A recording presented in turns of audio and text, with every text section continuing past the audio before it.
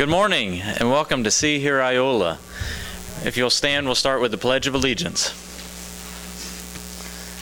I pledge allegiance to the flag of the United States of America and to the republic for which it stands, one nation, under God, indivisible, with liberty and justice for all. Well, it's good to see everybody here this morning. My name's Job Springer, and we'll start off with a joke.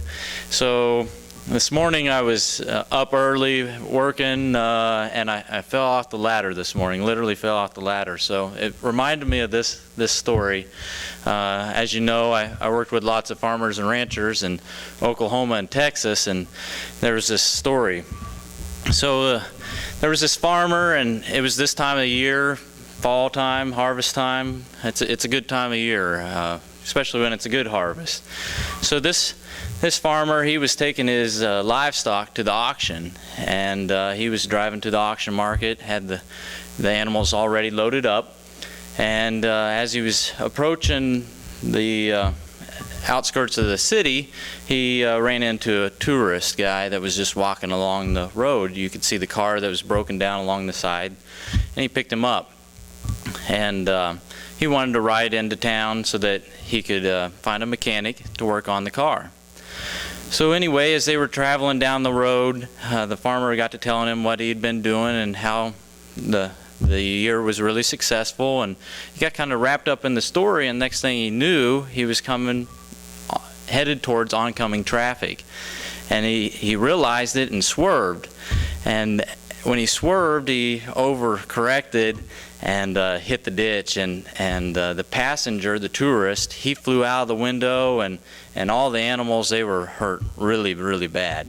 The farmer, though, he was scraped up, but he remained in the vehicle, and he was looking around and saw all the things going on. And anyway, the tourist, he had broken his arm in the wreck, broke his leg, broke his ribs, and the farmer, he just had those scrapes. So anyway, there was a shotgun in the truck and some shotgun shells. He grabbed the shotgun shells and he inspected the livestock because some of them were already dead. He looked at the chickens, they were all broken, and he goes, doggone it, nobody will buy these chickens. They're not worth anything. So he blew them away with the gun. Then he looked at the hogs, and the hogs, they just had blood all over them, broken legs. They weren't going to be able to walk into the market, so they were worthless as well. So he blew them away. Then he looked at the sheep, who lots of wool on them. I mean, it was going to be cash cow there. But anyway, blood all over them. They weren't going to be worth anything, so he blew them away as well. After he got done killing all the livestock, he headed over to the tourist who was laying there on the ground. Meanwhile, he had the broken leg, the arm, the ribs, and the farmer goes, well, how are you doing? He said, I'm okay, I'm just fine.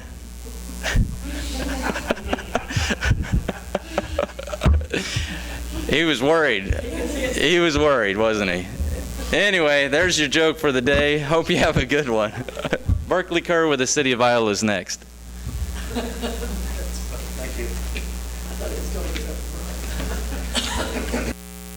My name is Berkeley Kerr. I'm the Parks and Cemetery Superintendent for the City of Iola. I've been with the City of Iola going on 30 years. My crew consists of myself, Assistant Superintendent. I've got 3 permanent maintenance workers / equipment operators, and then I've got 1 permanent part-time position, a maintenance worker that we actually eliminated a full-time position in 2012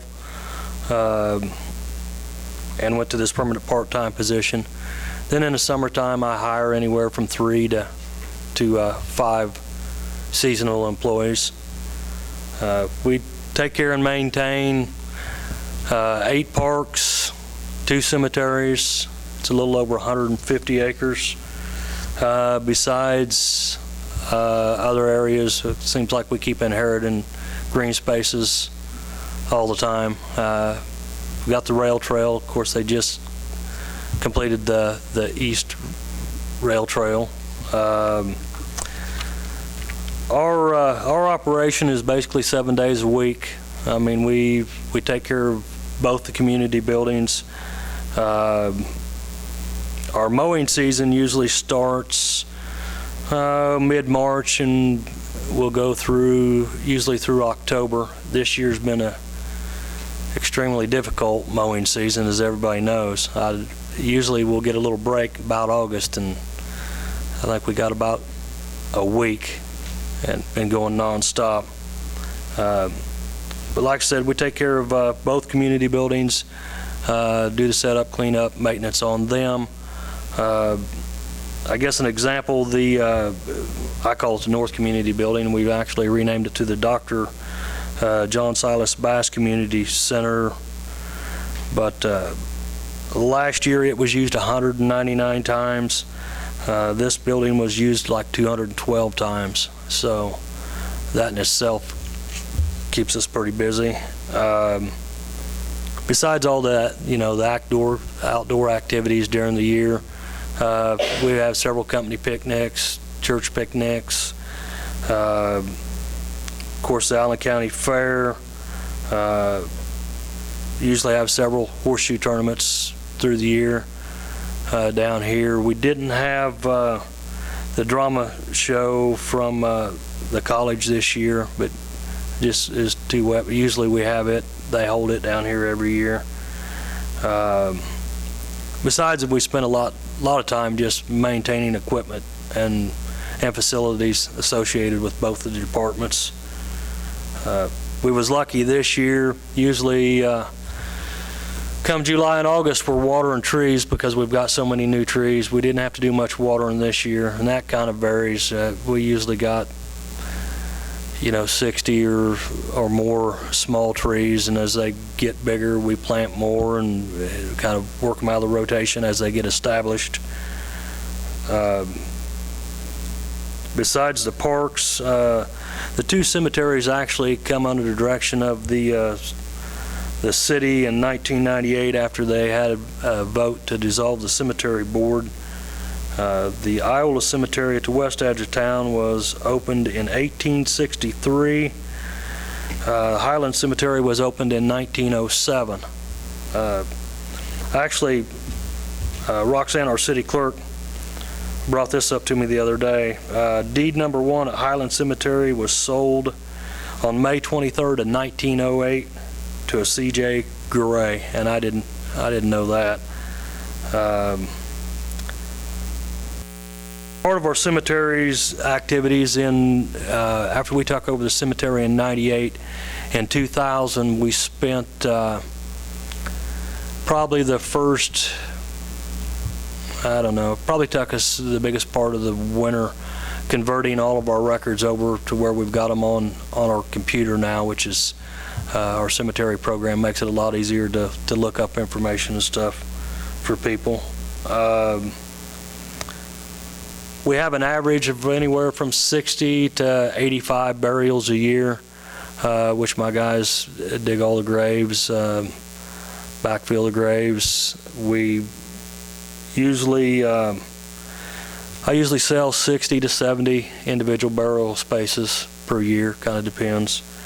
And then we usually stake about 30 to 40 sites out, go in and measure them out, lay them out, stake them out for monument companies to set headstones at the cemetery. We do a variety of public relations as far as helping people find graves, dealing with the funeral directors. I do a monthly activities report which I fill out and take to Roxanne for billing purposes.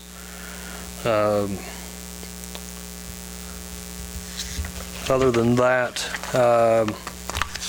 one of the biggest projects we probably started in 2011, resetting and straightening a lot of the stones at the West Cemetery, which is the original Iola Cemetery.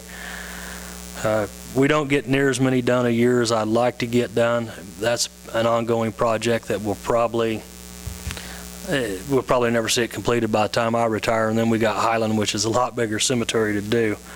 But like I said, we started in September 11. So far, we have either put new footings or straightened and fixed 895 stones at that cemetery so far.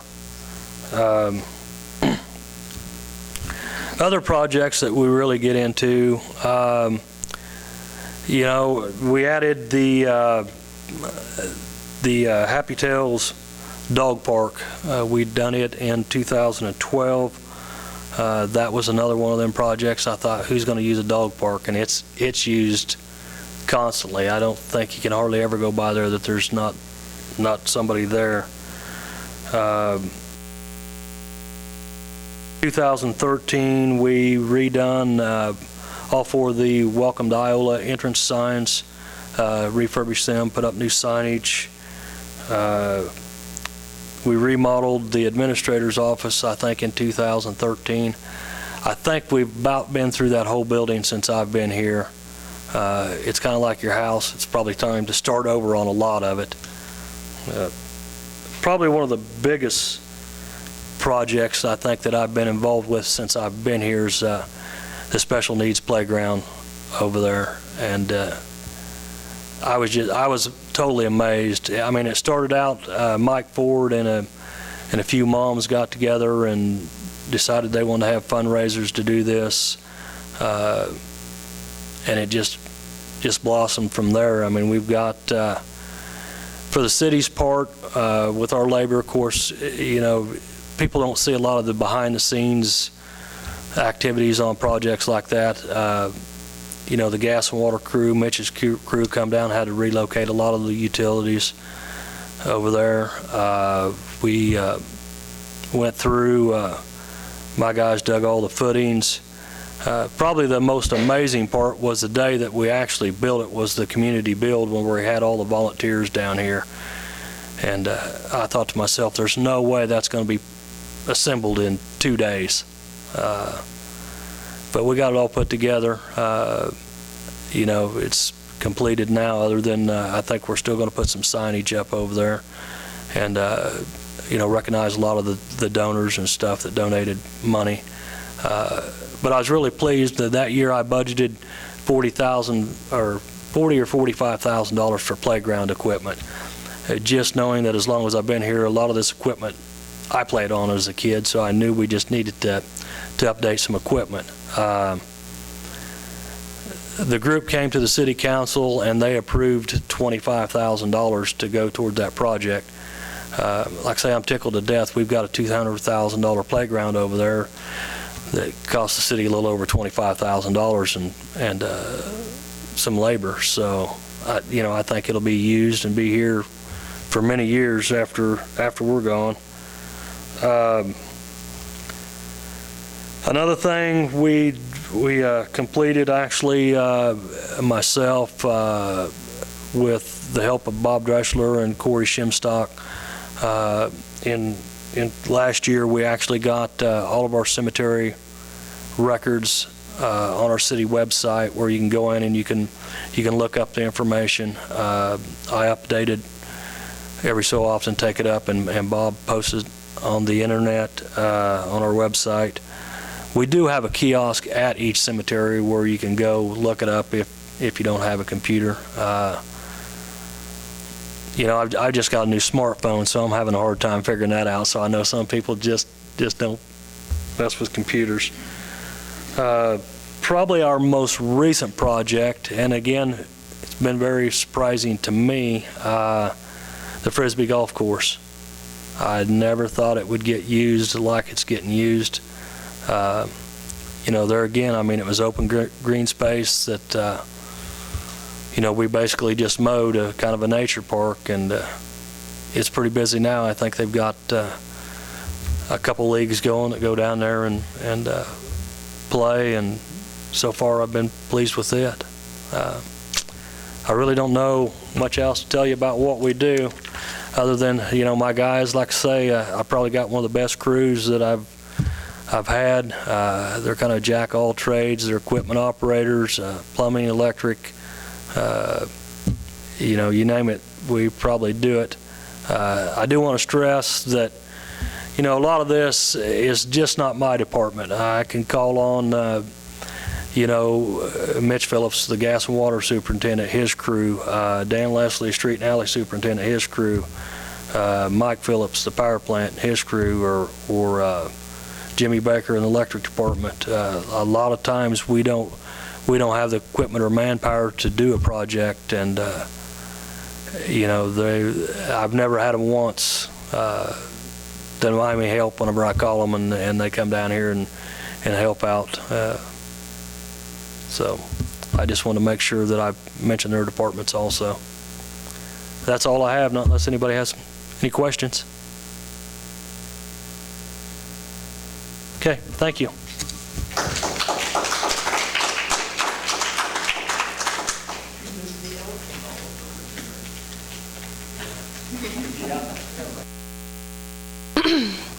Hello. I just have a few things that are coming up. Our Progress Edition, which used to be known as the Business Progress Edition, or BPI, is going to be coming out on October 31st. This features all of the businesses in the area and has their pictures and information, and it's a huge special section that we produce, and we've been going around taking pictures of all the businesses and getting that updated.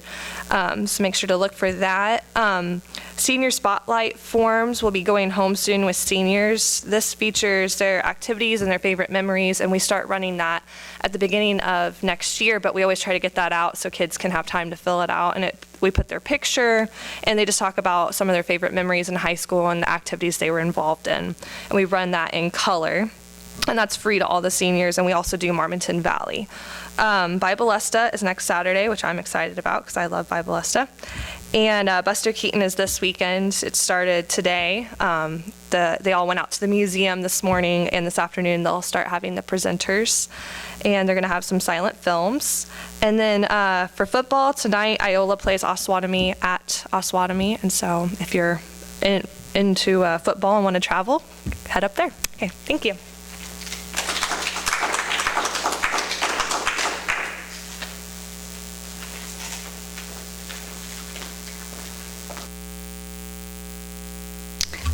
Before I start, I just want to say thank you, Kayla. She's leaving us, and she's done a great job helping us out here. And good luck in the future. As she mentioned, Buster Keaton festival is going on right now, so watch for pedestrians. They're out all over the place. It's a fun weekend. It's free to the public. If you've never been and have time, I suggest you go. A couple of chamber members are having customer appreciation days. TLC out at La Harpe is having their customer appreciation day. It was yesterday, today, and tomorrow, and she does pumpkins and hay bales, and it's just a really fun day to go out. If you get time, I suggest you go out there. And the other one would be Billings Meat Market are going to have one on October the 10th, and she's having a big celebration too. So watch for the ads. They're coming out. It'll be on Facebook. We'll keep it posted. But I just want to make sure that we support our chamber members, and they do a good job of supporting us back. Bibalesta is next weekend. That's a fun time we've got coming up. We've had a lot of people calling about that, wanting to know the schedules. There is a Facebook page for Bibalesta. If you're on the computer, I suggest you go because they're updating it constantly. Farm City Days is gearing up and going. We have tickets for wristbands at the chamber office. We had 12 people coming yesterday to buy tickets for the wristband. We're also selling cornstalk tickets. That's in Garnett this weekend, but they're going to pick those tickets up today. So if anybody needs those, need to come get those. And the price does raise both on the carnival tickets and cornstalk the day of, so advance tickets are advised. The college is getting ready to put on Snoopy the Musical. That will be the 8th through the 10th. To get it'll be at the Bolus, but to get tickets for that, you need to call Tony out at the college, and he'll hook you up with tickets. I'm looking forward to that. That's one of my favorite musicals, and they always do an awesome job. What am I forgetting here? Oh, I do want to mention that Iola Reads is starting their program, and Fearless is their book. They've got several really good programs that are going along with the Iola Reads. And also, one of our local people, Becky French, has written a book about her father, and there's going to be a presentation at the library that should be very interesting, and they're going to have a display there. I suggest you go by and check that out. His story is amazing. And then coming up for Halloween, I'm sorry, I've got allergies. I apologize to everybody. My voice is croaky. We will be doing our trunk or treat as we have in the past, but it'll be moved to Riverside Park down here. And we're doing it in conjunction with the Iola Police Department and Kiwanis. And their half is going to be called the Boo Bash. It should be a fun time. They're going to have inflatables inside the rec building, and there will be games and face painting. There'll be tickets that you buy, or one, so that you get in, and that'll cover everything. And that's $5 for that part. The trunk or treat is free. And we'll have more things that's coming out as we go along, but I think it'll be a fun day. We're looking forward to having all the families out for that, and it will be on Halloween. Trunk or treat starts at 5, and the whole thing will run from 5 to 8. We need volunteers to help. We need trunks, and we need volunteers. The police department and Kiwanis need volunteers to help with their part as well. So if you're interested, give us a call at the chamber office or call Mike Ford at the police department. And no volunteers ever turned away. We need all the hands we can get. Thank you.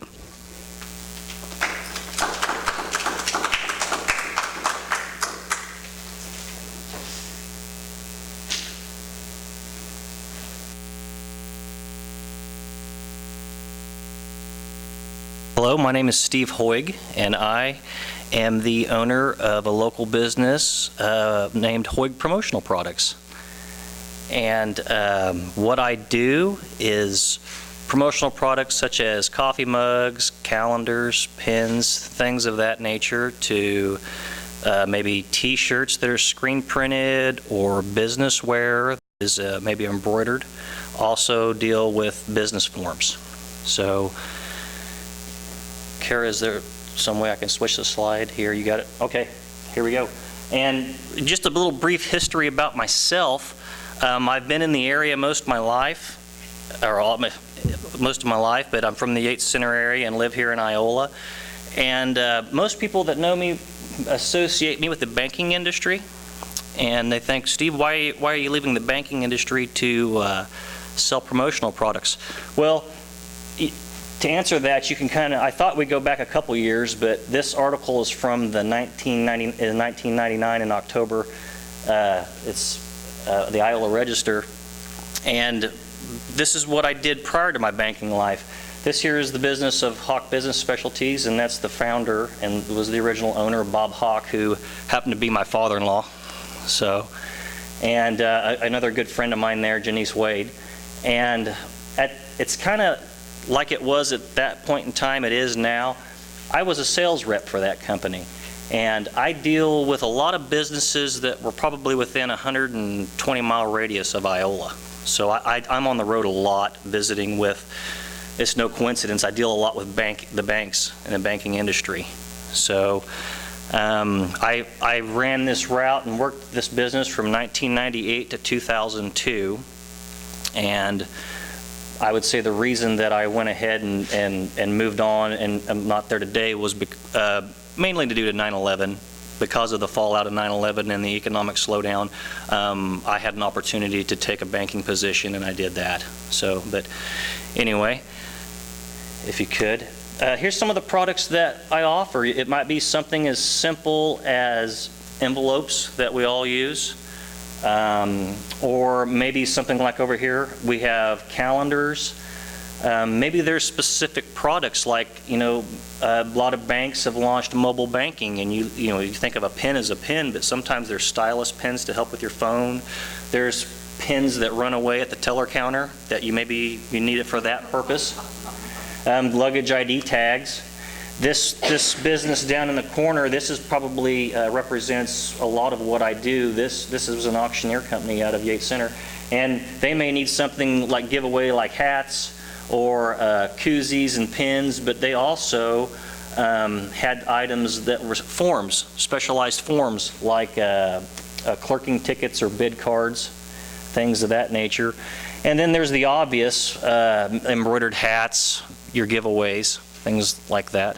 So deal a lot with construction companies. Maybe you have a crew and they work outside in the wintertime. We can do heavy jackets, or maybe something a little lighter. We've got the hooded jackets and the hats once again, or maybe something specific like this one here in the corner. This is something with the fire department. They needed a variety of things, from greeting cards to maybe labels to go in a window, or cups to provide at different events, or jackets and stuff that catered to their industry. So, and then once again, there's your basic giveaways like the pins and the calendars. You can see up there with that's a company that's over, or an outfit over in Woodson County. Or here at the bags, we did that as a joint effort with the Iola Chamber. And here's another bags that we did as a joint effort for back to school supplies in Humboldt. After school programs, just basic stuff to get your name out there. And we offer other things such as, you name it. Here's some auto escape tools that was used for a specific program. You have school carnivals or celebrations coming up and you want something to give out to kids. We had mood-changing cups. We have some other ideas, just samples of like stadium seats, things that you can use with like the PTO programs or things of that nature. So also something a little more visible. Maybe you need some signage.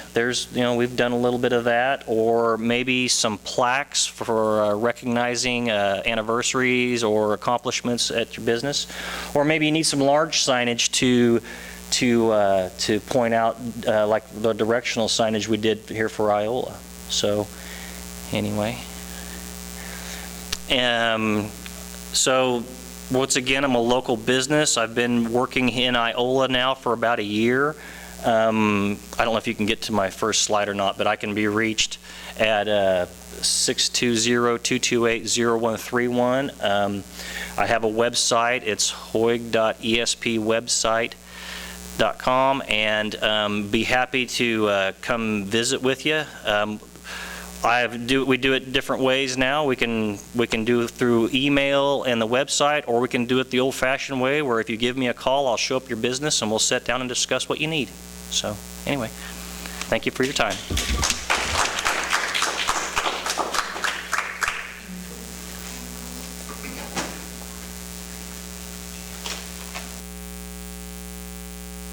Steve's also doing our directional sign for CITF that they're going to be up very soon, aren't they, Kara? I want to know if you were laying on the ground and that made you think of this guy shooting everyone, or what? My injury. Oh. It's not up here, it's back here. Oh, it's back on his shoulder, for you who don't know. I'm going to make this quick. I've had several phone calls this week, and it's from multiple people that call me and say, where's such and such, or where was such and such. So one of the things I got, and I just told it at the trail opening, where they had that sign and the arch dedicated, what was the name of the first railroad in Iola?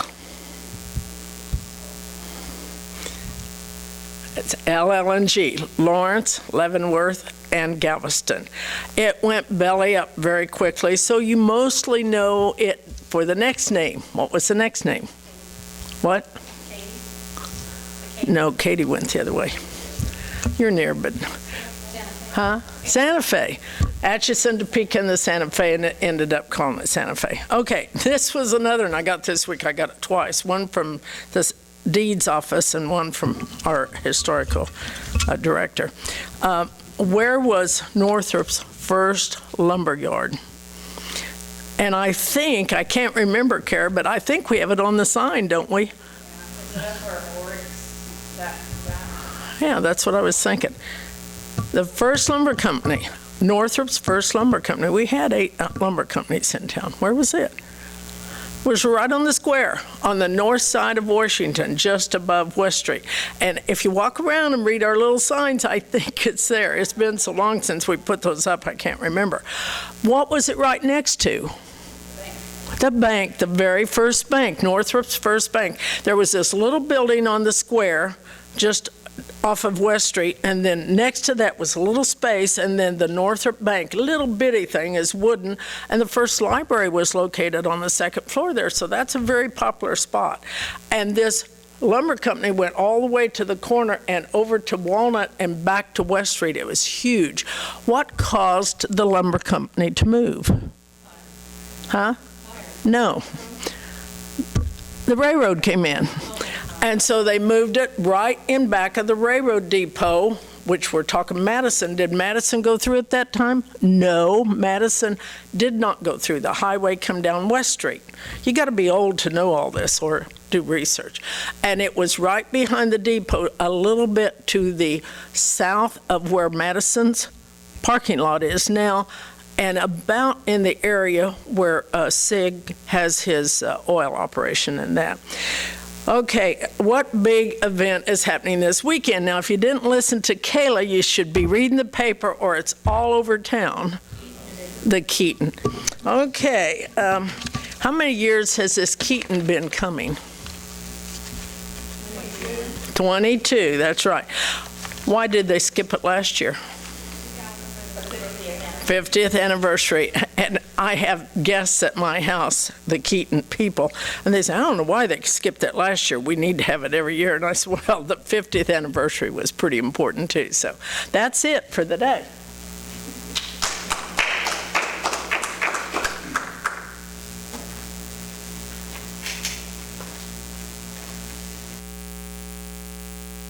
Good morning. My name is John Brocker. I'm going to give you the real estate statistics. I did them this morning. As of this morning, listings actually are down a little bit in both sides, in Iola and in the county. Still typical minimum price, but the minimum price will probably go up because the minimums have sold. Both of them, the two lowest, have sold and probably will close here in the next week or so. But anyway, your median price range is $91,850, 123 days on the market. Average is home size is around 3,000, or 3-bedroom, 2-bath, 1714. Now, we finally caught up doing the statistics as of today. From last year, we had 29 closed sales in Iola. This year, we have 29 closed sales. And I think, looking at what's going on out there and what's underpinning, that we're probably going to surpass last year in sales and records unless things really change around a lot towards the end of the year. And you can see the highs and lows and what the averages are on those. Okay, for August totals, last year we had 3, this year we had 4.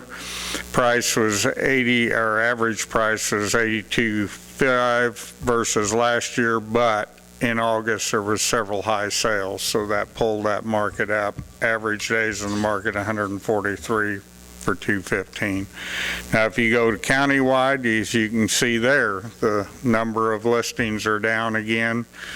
Again, you're going to pull from the lows to the highs out of Iola, and your average list price 76,000, average days in the market 167. 3-bedroom, 2 baths drops a little bit in size because of all of them, 1,626. For the year, you can see it tied back up again for countywide. There was 37 closed sales in 14. There's same in 15. Lows were a little lower, highs were a little higher. The average, again, 74,562, but I think a lot of that is due that we've had more higher price sales this year than we did last year on the marketplace. For August, again, countywide, 3 and 4. That doesn't surprise me over just the City of Iola. And then I could not get on the website on the next ones would be blank because I usually do the state statistics.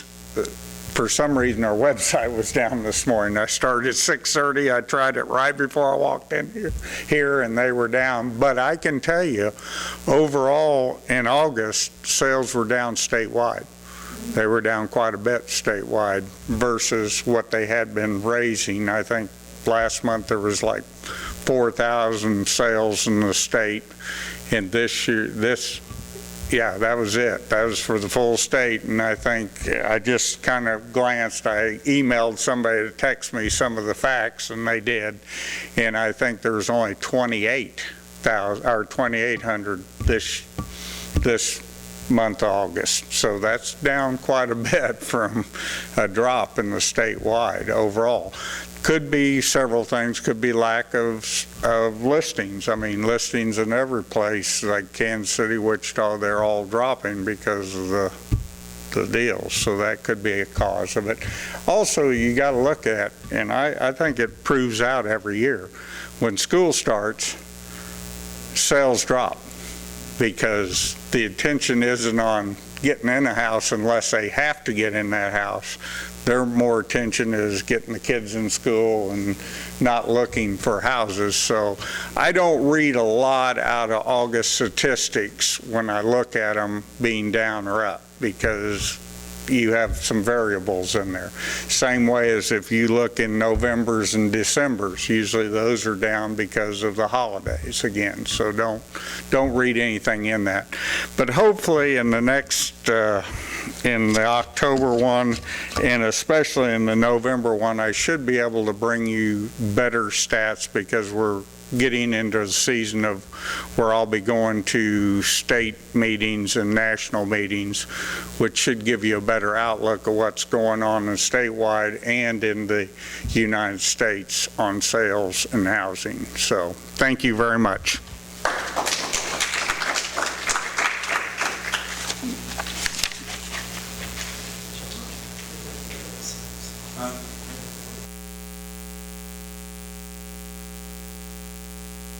Good morning. I'm Susan Hawk. I'm a social worker with Allen County Regional Hospice. We are a department of Allen County Regional Hospital. We also do home health. What I thought I would do today was we're going to talk about a little bit about hospice. I'm going to start with just a little bit of history on it. The term hospice is actually a root of the word hospitality, and it can actually be traced back to medieval times, and it refers to a shelter for weary or ill travelers, a place where they could come. It was first applied as a specialized care by a physician by the name of Dr. Cicely Saunders, and she provided this care in 1948 in a suburb of London. In 1963, she made a trip over to the United States to visit Yale, and she introduced hospice to the United States at that time. So we've had hospice in the United States since 1963. So what is hospice? Hospice is a service that when a patient has received the news that they have a terminal illness and they are not going to seek any other treatment, we can step in and help them through this difficult process. We can help them focus on living their life to the best quality that they can. We're not looking at quantity, but we measure at this point the best quality in the terms of months versus years. We educate their families to help out with their cares. Quite oftentimes, care is provided in a patient's home, and the person or people giving that care is the family. And so we educate family on how to provide and give the patient the needs that they need at that time. Education is a big piece of it. We teach them how to do certain procedures if a procedure needs to be done, just to make sure that this patient is comfortable. If a patient is able to, We want them getting out and living life. We're going to have them participate in a plan of care. The focus is on them, so we most definitely want them involved in how they want to live out the rest of their life and what is remaining. So we involve them. If they're not able to participate in coming up with their own plan of care and how they want to live out the rest of their life, then we have to defer to the family. And hopefully those conversations have happened through the years as to what a patient would specifically want in a given situation. We provide bereavement services for up to 13 months after a patient passes.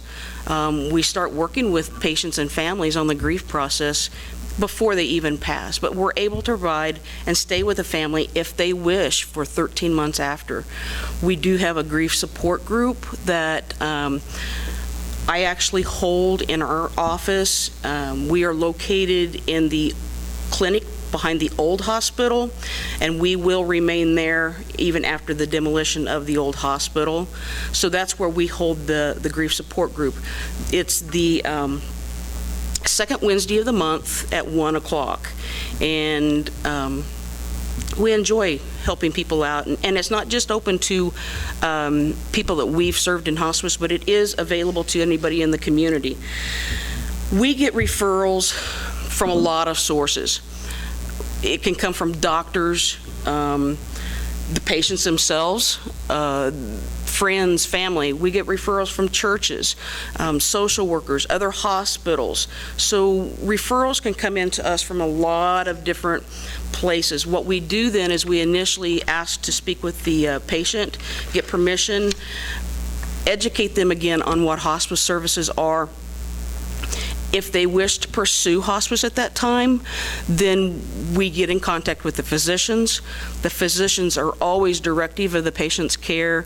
They write orders. We don't do anything without an order from a physician. And then they also have to have a qualifying diagnosis.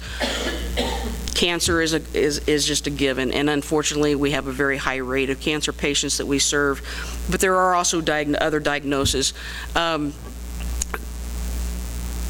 We have to look at their diagnosis in order for them to qualify. It sounds kind of funny, but you actually have to qualify for hospice services and for us to be able to focus on the end of life and helping a person through that process and that difficult time.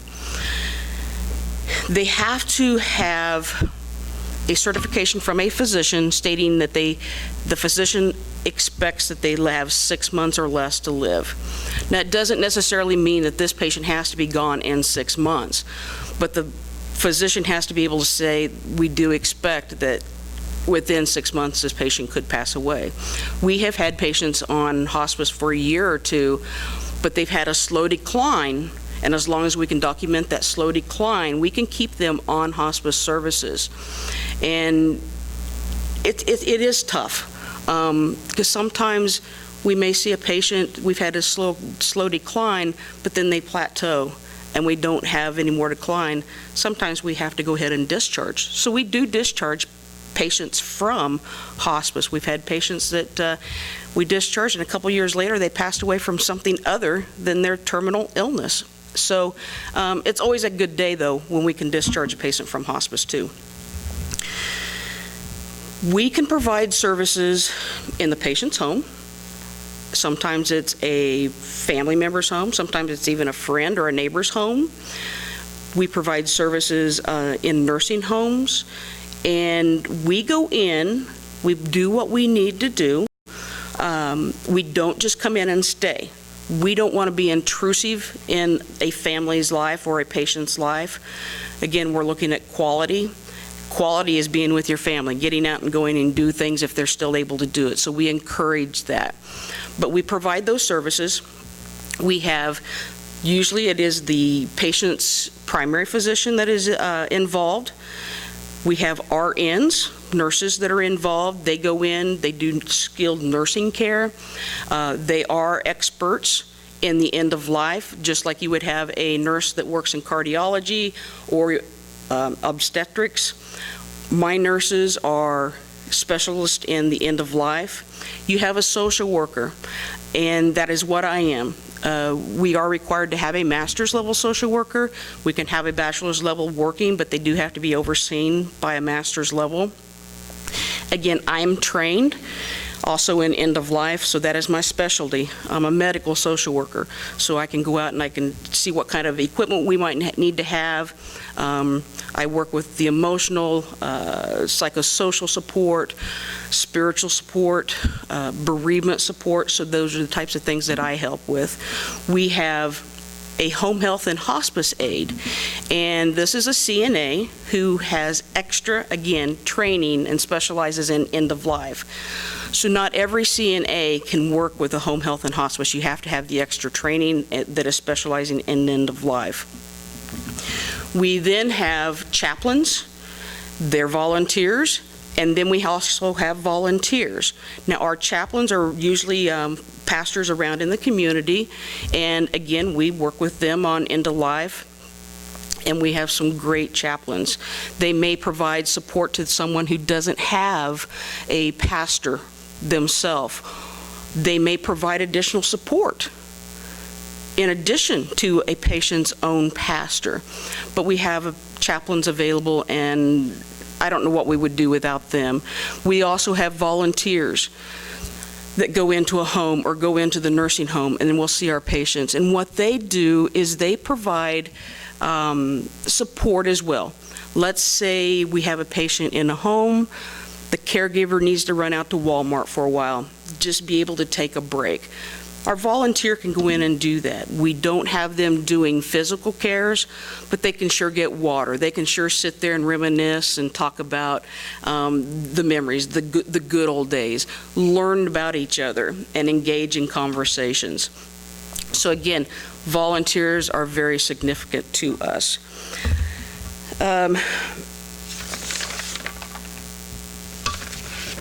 Hospice services are reimbursed by Medicare, and Medicare does a great job of providing reimbursement for hospice services. We have Medicaid patients and we have private insurance. Private insurance, sometimes it's just like any other insurance. Always look at your policy to see if you have hospice benefits. Sometimes we get patients who have insurance, but they may not necessarily have hospice benefits, or they may only have partial benefits on that. So it's a good thing to review your own insurance and take a look at that.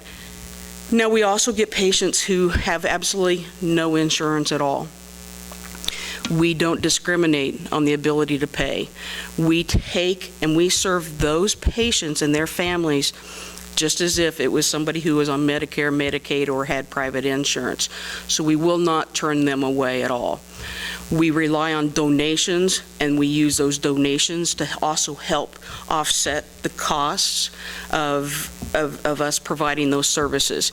It helps us provide hospital beds, oxygen, suction equipment if we need it, anything that might provide comfort for that patient, any medications.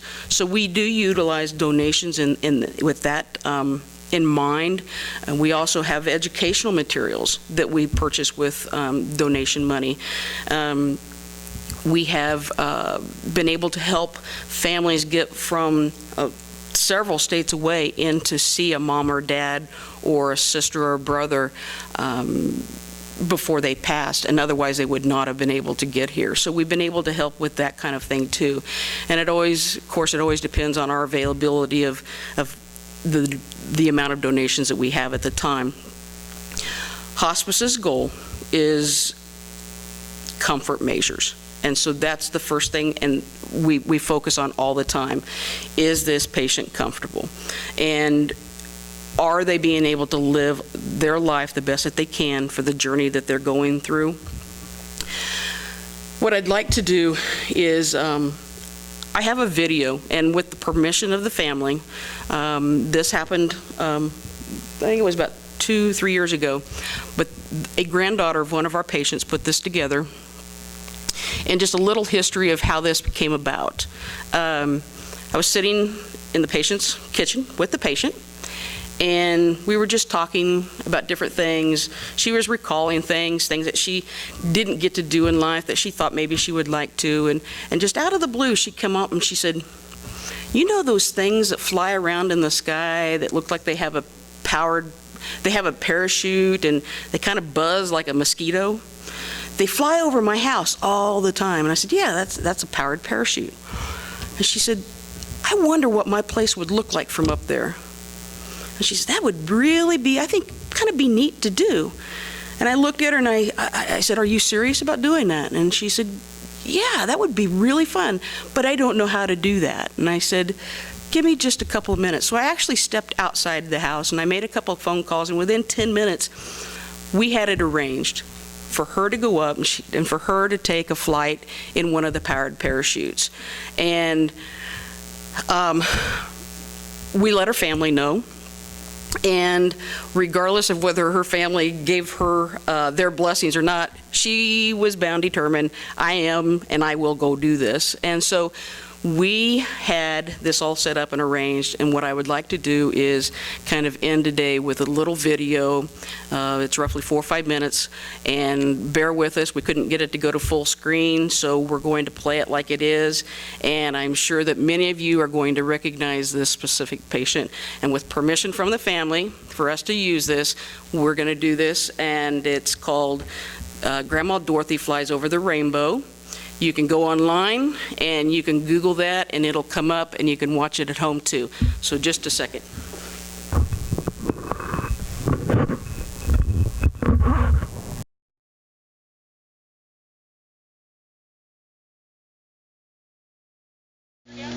We're here with Mom, who's going to take a flight. Yeah. Hey, how are you doing? Good to see ya. Didn't have any mice in there, did you, Glenn? Yeah, I think I got them all out before I left. Have a few extra holes? I wasn't expecting the wind. I don't know why.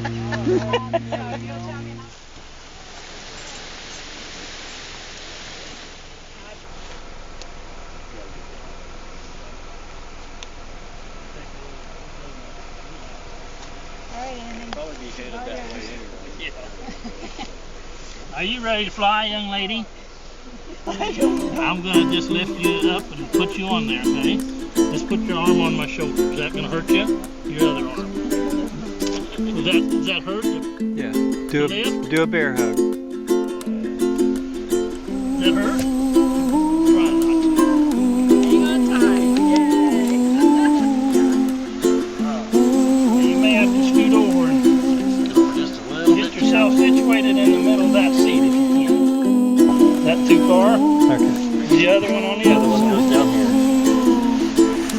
I don't think her legs are that long. I'll put some boards on there. There we go. Way up high,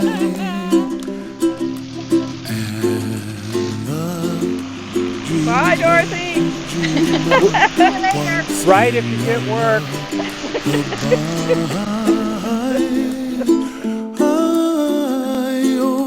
Somewhere over the rainbow, bluebirds fly,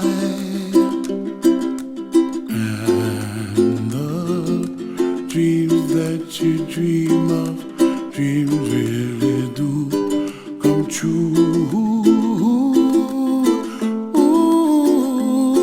Someday you wish upon a star, wake up where the clouds are far behind. Be where trouble melts like lemon drops, high above the chimney top. That's where you find me, oh, somewhere over the rainbow, bluebirds fly, and the dream that you did to, oh why can't I?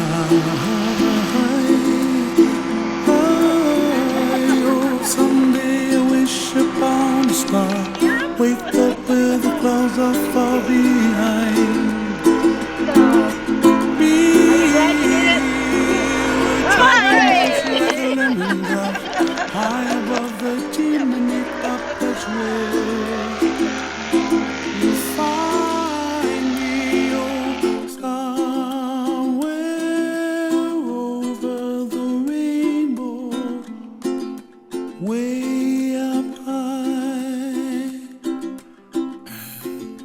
the dreams that you dare to. Why, oh why can't I